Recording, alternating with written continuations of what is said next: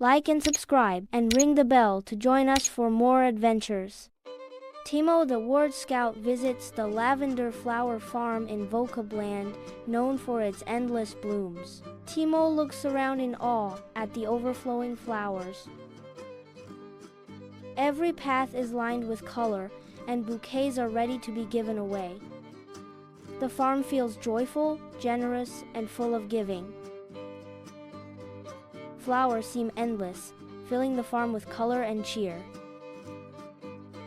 Lavender Girl gives flowers freely, without keeping count. A new word appears to name this generous act: munificent. Munificent means giving a lot, happily and freely. Generosity fills the town with color and warmth.